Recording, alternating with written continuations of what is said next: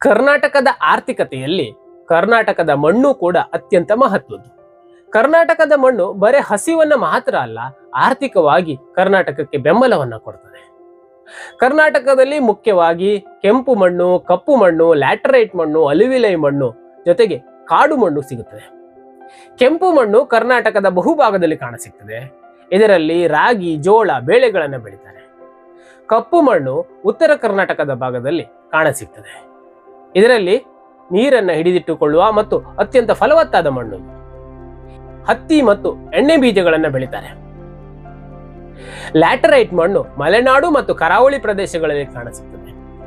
ಇದು ಕಡಿಮೆ ಫಲವತ್ತತೆ ಹೊಂದಿರುವ ಮಣ್ಣು. ಇದರಲ್ಲಿ ತೆಂಗು, ಅಡಿಕೆ, ಗೋಡಂಬಿ ಬೆಳೀತಾರೆ. ಅಲುವಿಲೈ ಮಣ್ಣು ನದಿ ಪ್ರದೇಶಗಳಲ್ಲಿ ಕಾಣಸಿಗ್ತದೆ. ಇದರಲ್ಲಿ ಕಬ್ಬು ಮತ್ತು ಭತ್ತವನ್ನ ಬೆಳೀತಾರೆ. ಕಾಡು ಮಣ್ಣು ಪಶ್ಚಿಮ ಘಟ್ಟ ಪ್ರದೇಶಗಳಲ್ಲಿ ಕಾಣಸಿಗ್ತದೆ. ಇದರಲ್ಲಿ ಮೆಣಸು, ಕಾಫಿ, ಏಲಕ್ಕಿ ಅಂತ ಬೆಳೆಗಳನ್ನ ಬೆಳೀತಾರೆ. ಆರ್ಥಿಕತೆಗೆ ತನ್ನದೇ ಆದ ಪಾತ್ರವನ್ನು ಹೊಂದಿರುವ ಮಣ್ಣನ್ನ ನಾವು ಮಾತೃಭೂಮಿ ಅಂತ ಕರಿತೇವೆ. ಇದನ್ನ ಹಣೆಗೆ ಒತ್ತಿಕೊಂಡು ನಮಸ್ಕರಿಸ್ತೇವೆ. ಕರ್ನಾಟಕ ದರ್ಶನ ಮುಂದುವರಿಯುತ್ತದೆ.